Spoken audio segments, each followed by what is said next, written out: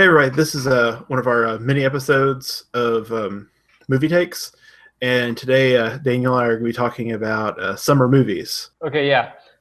Sure. Like after I got out, like hopefully you've listened to our Tomorrowland review. But like as I said in the review, Tomorrowland felt like the an ideal summer movie and what a summer movie should represent. And shortly after I got out of the movie, I got on my phone and opened the notes app and made a quick list of what I deemed to be movies that best represent the spirit of summer movies, and what we go to in the summer to see. Uh, and so I guess first off, Matt, or not Matt, Crow. Uh, when you think of summer movies and what a summer movie represents, and not in terms of it's a blockbuster and explosions every other minute and a action set piece, two per act. What do you go to the theater? What do you hope from a summer movie? The thing is, like for summer movies, for me, it's what makes it is the hype. It's everything surrounding the movie. Like there's, you can have a movie like Transformers, which is just complete, it's fun, but it's this big over the top, high budget, craziness. And then you have, there's you have movies like Guardians of the Galaxy, which is also crazy, but has a lot more heart to it. Has a lot more, it has a lot more staying power, as far as quality goes. You have Independence Day, which is like super drama. It's also ridiculous, High stakes. but high stakes, kind of thing with some big name actors and all that kind of stuff. So it's typically it's going to be a big, a big budget, just over the top kind of thing. But for me, what makes a summer movie is just that hype and that excitement, and it surrounds it. It's like a holiday as much as it is a movie. Yeah, I think I'm the reverse of that. No, I agree with the hype. Hype plays a big part into it, but I think when it comes to a, a summer movie that has impact or whatever, there's an afterglow to it where you're kind of reveling in it for a few days afterwards. You go see it again two, three times over the course of the summer. Um, but for me, a summer movie.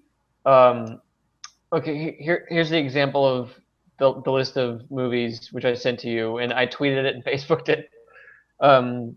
This isn't a ranking or anything. There are better films overall, but these reflect the spirit of what I feel like a summer movie should be.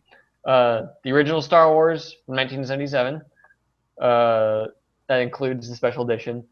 Um, Transformers, which we've touched on from 2007, just the first one, not the second two. Just no. Super 8 from 2011, directed and written by J.J. Abrams, produced by Steven Spielberg, which Steven Spielberg is pretty much this list. E.T. from 1982, directed by Steven Spielberg. I included Tomorrowland. Jurassic Park, 1983, directed by Steven Spielberg.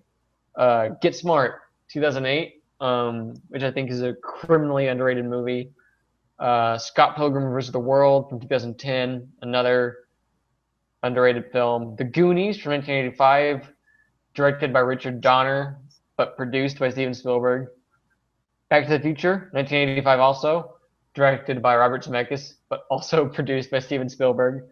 The original Avengers from 2012 and the immediately preceding Marvel film Captain America, the First Avenger, and then Raiders of the Lost Ark from 1981, directed by Steven Spielberg, produced by George Lucas, and finally Smokey and the Bandit from 1977.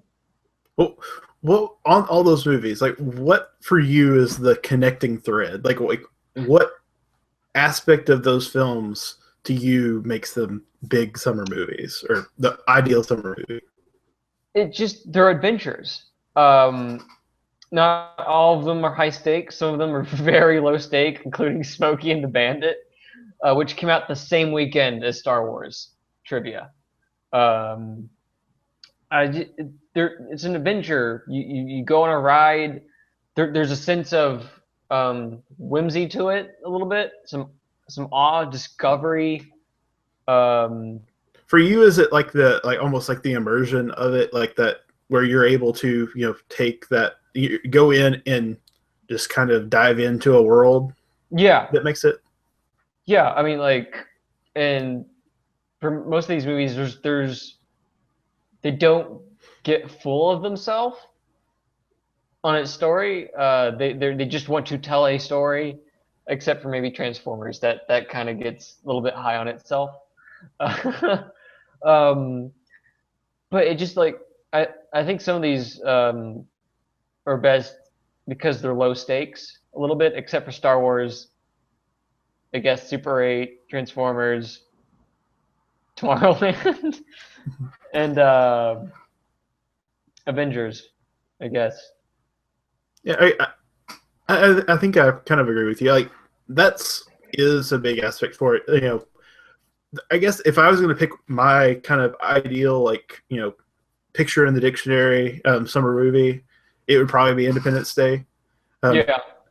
Just because I'm every time I watch that, even now, I should have included that. yeah. I really should But have. every time I watch that, whether it was on the crappy VHS tape or whatever, it's one of those movies that definitely grabs me, and I'm watching it, and I'm there. Mm-hmm. It's the same with like I said, Guardians of the Galaxy, or to a lesser extent Transformers, where it's just you're immersed in a world. You mentioned I think Scott Pilgrim. Yeah. And that's the same thing. It's a silly movie, but at the same time you're living in that world. I wish I could say, oh, these are also movies where the person who made them, the people who made them, really cared about the story. But you could say that about non-summer movies. Um, but I feel like some of these movies, and the thing that really connects them is Steven Spielberg. I feel, and I got into kind of a debate on Facebook with one guy who said when he saw the list that Jaws wasn't on it, so it was invalid. Well, one, I haven't seen Jaws. It's on my to-do list, um, but I just haven't seen it. And he said, "Oh, this is a movie that created the summer blockbuster," which I guess it's true in a sense, but it only created a certain type of summer blockbuster. Like Jaws is completely different from pretty much the rest of Steven Spielberg's filmography. From everything I understand about it, it really is. Um, but like I just go back to this feels like most of these movies feel like personal adventures. Um, like half of the movies they're yes they're high stakes, got to save the world, but the other half is less so. Um, Including like I guess E.T., uh, Goonies, specifically Goonies. I think that's a very low stakes movie. Anyway, but whimsy is really, I guess, which comes down to it. It doesn't have to be, just an explosion, special effects extravaganza, unlike Transformers and Avengers. Yeah. So, if you had to pick one summer movie to recommend, like what would your mine? Like I said, I think is going to be Independence Day. Um, Having very mixed emotions about the sequels that are in play, but if you had to pick one to say, this is your, picture in the dictionary movie for summer movie, what would you say that would be? It's biased because it's pretty much my favorite movie ever. But Star Wars, because I feel like that movie, it has a very personal touch with Luke Skywalker's story, which uh, comes from George Lucas's life, sort of, a little bit.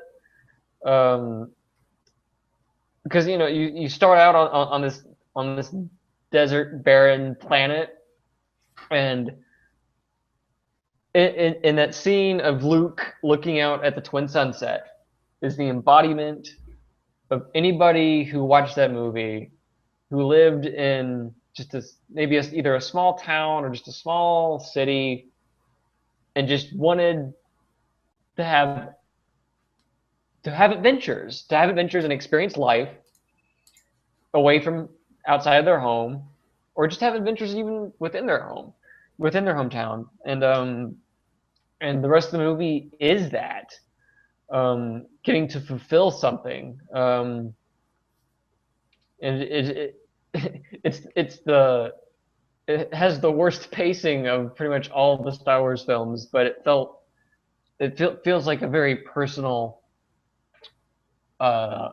film, especially in George Lucas's filmography. Though I need to rewatch